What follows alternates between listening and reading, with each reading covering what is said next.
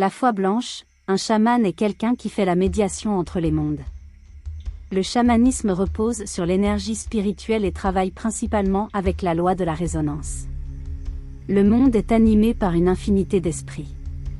Ces énergies spirituelles habitent tout, des arbres et des pierres aux rivières et aux montagnes. Tout est animé. Ainsi, dans tout, l'énergie spirituelle génère ses propres vibrations. Tout ce que nous portons en nous en termes d'expérience, de souvenirs et de sentiments est également dû à l'énergie spirituelle qui vibre avec sa propre résonance. Dans ta mémoire génétique, les énergies spirituelles de tes ancêtres sont également présentes. Tu peux le constater, par exemple, lorsque tu regardes des images symboliques et que tu ressens leur signification intuitivement. C'est le moment où tu ne comprends pas avec ton esprit, mais où tu comprends la signification avec ton cœur. Cette puissance symbolique est ancrée en nous tous dans le subconscient collectif, car bien avant l'existence du langage actuel, il y avait déjà le langage des symboles sacrés. Au moment où tu as une question ou besoin d'aide, le monde des symboles est prêt à te donner cette aide. Ces symboles ne représentent pas seulement la réalité, mais peuvent également initier un processus de transformation qui modifie la réalité. Cette puissance et cette sagesse nous permettent de comprendre le présent, de guérir le passé et d'influencer l'avenir. Commence à créer ta propre vie.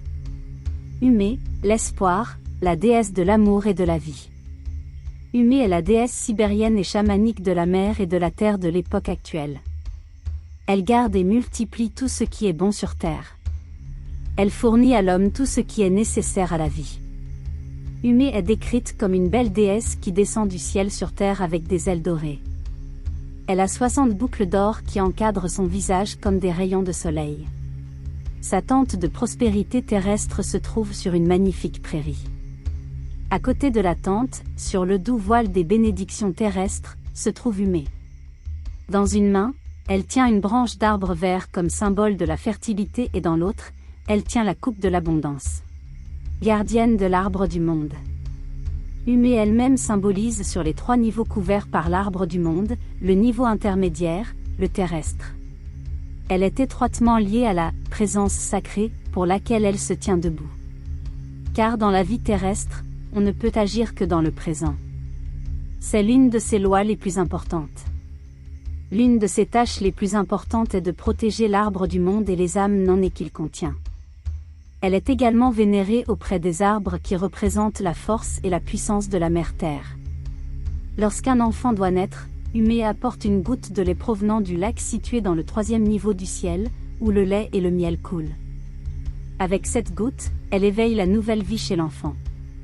La loi la plus importante est cependant la protection inconditionnelle de toutes les femmes et de tous les enfants. Elle est la protectrice des femmes enceintes.